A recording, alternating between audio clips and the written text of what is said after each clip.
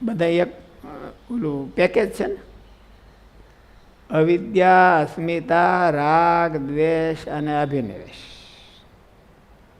ઓલા સાંખ્ય સૂત્રમાં બીજું કીધું કે ઓલું તામિશ્ર, અંધતામિશ્ર, મોહ અને રાગ દ્વેષ તો એમાંય છે. એટલે એ છે. એટલે અસ્મિતા, અવિદ્યા, અસ્મિતા, રાગ, દ્વેષ. એમાં અસ્મિતા એટલે અહમ મમ, અહમ અને મમત્વ. એટલે એ આખું ગ્રુપ છે. એમાંથી પાંચમાંથી એકેય હોય તો એકાબીજાને આવી જાય, જોડાયેલા જ બીજા. એકને નાશ કરી નાખે, મારે મમતા કાંઈ નથી ને અહમ છે તો જાય નહીં. એટલે અવિદ્યા, અસ્મિતા, રાગ, દ્વેષ અને અભિનિવેશ. રાગ હોય એટલે દ્વેષ આવ્યા વિના રહે જ નહીં. દ્વેષ હોય એટલે એના મૂળમાં રાગ પડ્યો જ હોય. એટલે અવિદ્યા એટલે શું? ઊંધું જ્ઞાન. હે? ઊંધું જ્ઞાન. ઊંધા બટન દેવાઈ જવાય. જે બટનની જે જગ્યા હોય ત્યાં ન દે, પછી ઊંધા દઈ દે, પછી એની ઉપર ટાઈ આવે, એની ઉપર ટાઈ હરખી ન આવી શકે. એટલે જ્યાં હેત કરવાનું હોય ત્યાં ન કરે, અને ન કરવાનું હોય ત્યાં કરી દે. કામ કરવાનું હોય એ ન કરે, અને ન કરવાનું હોય જાજુ કરે, તો એ ઊંધા બટન દેવાના કહેવાય. એ અવિદ્યા કહેવાય, ઊંધું જ્ઞાન. અને એને લઈને એને અહમ મમત્વ થાય. હવળું જ્ઞાન થયું હોય તો અહમ મમત્વ મટી જાય. એટલે અહમ મમત્વ અને રાગ દ્વેષ એ નોખા નોખા નથી કે આ હોય તો આ થાય ને આ હોય તો આ થાય. એક હોય તો બે થાય. અહમ મમત્વ હોય તો રાગ હોતી થાય, ને રાગ હોય તો અહમ મમત્વ હોતી થાય. પેકેજ છે, આખું પાંચનું પેકેજ કીધું. એટલે યોગ સૂત્રમાં એવું કીધું કે આ પાંચનું પેકેજ ન હોય તો એને કોઈ પણ કર્મ લાગે નહીં. બીજા તો પોતાના પૂર્વજન્મના કર્મ કર્યા હોય અને રાગ દ્વેષપૂર્વક કર્યા હોય તોય ન લાગે, એને જન્મ મરણ ન લેવે. આ શું છે એને ઓલા, અને શું કીધું છે એમાં? ક્લેશ. હે? ક્લેશ. પંચ ક્લેશ. એટલે એમાં ઝઘડો હોય જ. આ પાંચવાના હોય એટલે ન હોય થાય, એટલે એ ઝઘડો કરે. એટલે એને પંચ ક્લેશ કીધા. અને પંચ ક્લેશ છે એ જન્મ મરણનો આધાર છે. એ જન્મ મરણમાંથી જ્યાંથી લખી નાખે. કર્મ છે એ જન્મ મરણનો આધાર નથી. જન્મ મરણના બી નથી. ઓલા હોય તો પછી કર્મ પ્રમાણે એને જન્મ લેવરાવે. એના ને એના કર્મ છે એને જન્મ લેવરાવે. ઓલા ન હોય એનાથી રહિત થઈ અને કર્મ કરે તો એ કર્મ ભક્તિરૂપ હોતે થઈ જાય, અને એને જન્મ મરણ તો ન જ લેવરાવે. ભગવાનનો લક્ષ્યમાં રાખીને કરે તો ભક્તિરૂપ થઈ જાય, પણ જન્મ મરણ તો ન લેવરાવે. તોય ભગવાનનો આશરો ન હોય તોય નહીં હો. ભગવાનનો આશરો ન હોય, યોગ છે એ ભગવાનનો યોગ, ભગવાનનું ભગત નથી, એ સ્વતંત્ર સાધન છે. એને ભગવાનનું ભગત બનાવવું પડે યોગને. એટલે તોય ભગવાનની ભક્તિ ન હોય તોય એને જન્મ મરણ છૂટી જાય. પાંચ ક્લેશ છે એ વ્યા જાય તો જન્મ મરણ છૂટી જાય. એ જાય નહીં એવા છે. અભિનિવેશ થઈ ગયો. અભિનિવેશ એટલે સ્વભાવ ઠીક હોરો નીકળી ગયો ને, સ્વભાવ છે એ અભિનિવેશ છે. એટલે એટલા વાના જાય તો એને જન્મ મરણ રહે નહીં. એટલે અહમ મમત્વ છે આને આધારે આના આધારે આ, એવું નહીં. રાગને આધારે અહમને, અહમને આધારે રાગ, એવું નથી. આખું પેકેજ છે. એક ગમે ત્યાંથી છૂટામાંથી ગમે ત્યાંથી આવી ગયો તો ઓલા બધાને લાવે. તો પેલા રાગ એમ નહીં, પેલા અવિદ્યા, ઊંધી ગોખણ. હંધાઈથી પહેલાં એવું કીધું, અવિદ્યા ક્ષેત્રમ ઉત્તરેશામ. અવિદ્યા છે એ બધાયની જનની છે એવું કીધું. અવિદ્યા એટલે અવિદ્યા કોને કહેવાય? આપણે ભગવાનના ભક્તમાં ઊંધી બુદ્ધિ અને અવિદ્યા. એમાં હરખી બુદ્ધિ ન થાય એટલે હરખું પડે નહીં, પાધરું ન પડે, કોઈ વાતે પાધરું ન પડે. એટલે આમ તો ઊંધી સમજણ એને અવિદ્યા કહેવાય.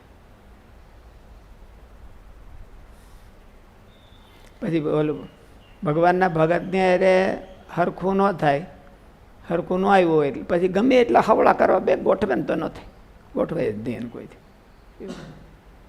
આપણે જોયું શાસ્ત્રીજી મહારાજને હરે કોઈકને વાંધો, સ્વામી તો બહુ મોટા સંત હતા, તોય કોઈકને વાંધો પડ્યો હોય પછી ગમે એટલા બટન હરખા બધા મને દેવા પણ તોય ન થાય, અમુકનો ગોટાળો વાળવડે. એટલે ભગવાનના ભગતની યારે ઊંધું પડે જ્યારે ત્યારે હરખું થાય નહીં. એટલે અવિદ્યા ક્ષેત્રમ ઉત્તરેશા એ મૂળ છે. એની પછી આમ ક્રમ એનો છે, એની પછી અહમ મમત્વ, એની પછી રાગ, એને પછી દ્વેષ, એના પછી અભિનિવેશ એટલે સ્વભાવ. અભિનિવેશ છે એટલે આરંપાર ઉતરી ગયો. આરંપાર ઉતરી ગયો એટલે મારે કે સ્વભાવ કીધો. સ્વભાવ તે વસ્તુ ગતિ શું છે? એક રસપણાને પામી કર્મ છે એ ઊંધા કર્મ છે એ જીવની હારે એક રસપણાને પામી ગયા હોય એનું નામ સ્વભાવ કહેવાય.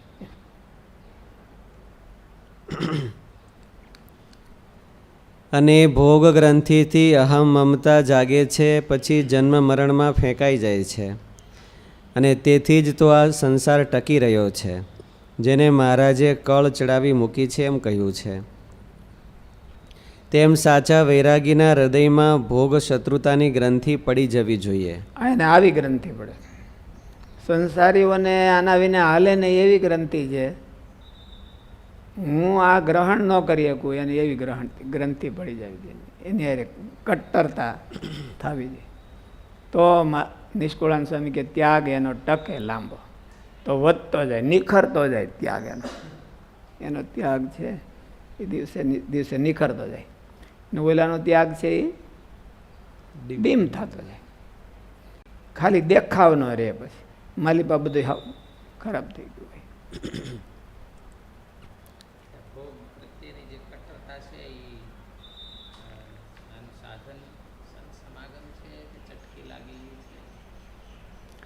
ચટકી તો નિમિત્ત છે. ચટકી ત્યારે એના ત્યાગ છે એની સ્ટાર્ટિંગ પોઈન્ટ છે, નકર સ્ટાર્ટિંગ પોઈન્ટ થતો નથી કોઈ વાતે. ચટકી લાગે એમાંથી ભાગે. એટલે તમે શું કહો છો? હે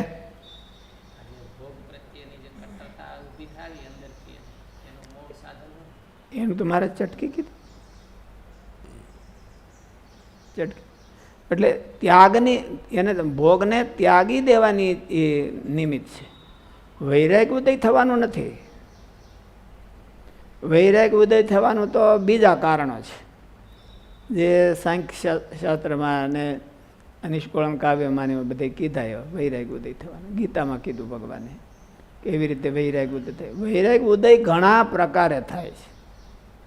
બધા શાસ્ત્રોમાં નોખા નોખા કીધા છે, અને નોખા નોખા કીધા છે ને તોય પાછા એ બરાબર જ છે. ગીતામાં બીજું એવું કીધું કે નિષ્કામ કર્મયોગ કરે તો કર્મયોગનું આચરણ કરતાં કરતાં એને વૈરાગ થાય છે. મહારાજે વચનામૃતમાં કીધું ભગવાનના ભગતની જો નિસ્વાર્થ ભાવે સેવા કરે તો પણ એને વૈરાગ થાય છે. ભગવાનના ભગતને રાજી કરે તો પણ એને વૈરાગ થાય છે. યોગ સૂત્રમાં કીધું કે આવી રીતે અભ્યાસ કરે તો પણ એને વૈરાગ થાય છે. એટલે વૈરાગ થવાના અનેક કારણો છે. હેલા કારણ મહારાજે વચનામૃતમાં કીધા એમ કે ગમે એવી વાસના હોય, મલિન વાસના હોય તો પણ જો ઉકા ખાચરને જેવું નિર્દંભપણે સેવા કર્યાનું અંગ છે એમાં પાછી કંઈ ઓલી ન જાય, એમ ડામાડોળ ન જાય. જો ડામાડોળ વિનાનું એને એમ કે હૃદયથી સેવા કરવાનું અંગ હોય તો મહારાજ કે અનંત જન્મની ગમે એવી મલિન વાસના હોય તો મલિન વાસના એટલે રાગ, એમ એ રાગ બધા એના ઉખડી જાય. એટલે એવું થાય. એટલે વૈરાગ ઉદય તો અનેક પ્રકાર થાય છે. એમાં આપણા હાથમાં કયું આવે છે સાધન એની ઉપર આધાર છે. એને પોતાને નક્કી કરી રાખવું જોઈએ કે મારે મારો રાગ ઉખેડવા માટે માટે આ સાધન છે. યોગ સૂત્રમાં કીધું છે, ગીતામાં કીધું છે, મહારાજે વતનાવૃતમાં કીધું છે, બીજે બધે કીધા છે. પણ એ બધા કીધેલા રહી જાય, આપણા પોતાના હાથમાં એકે ન આવે. આપણો રાગ ઉખેડવા માટે આપણે મહારાજે વતનાવૃતમાં તો કેવો હેલો ઉપાય કીધો કે ભગવાનની કથા વાર્તા છે અને ધાર્યા વિચારે કરે તો એના હૃદયમાંથી કોટી સાધને કરીને પણ જે ડંસ ન ઉખડે એ મહારાજ કે ઉખડી જાય અને અંતરમાં અતિ વૈરાગ થાય છે અને ભગવાનમાં અતિ પ્રીતિ થાય છે. એવું કીધું. તો આ બધા સાધનો જ કીધા છે મહારાજે. એ મહારાજે સાધનો કીધા. એટલે સાધનો તો અનેક છે, પોતાના હાથમાં એકે નથી આવતું. એટલે હાથમાં આવે તો એને પોતાનું કરીને મહારાજ જેમ મહારાજ પૂછ્યું ને દીનાનાથ ભટ્ટને કે આમાં તમારા કલ્યાણનો શ્લોક કયો, બધા અમારા. એટલે આમ બધા અમારા એવું બધું છે. પોતાના રાગ ઉખેડવા માટે સ્પેશિયલ પોતે નિર્ણય કરવો જોઈએ મારે આ. પછી બીજા ન કરે એવું કાંઈ અનુષ્ઠાન ન કરે એવું નહીં, પણ એને હોતે કરે પણ સ્પેશિયલ જોઈએ ને પોતાનું.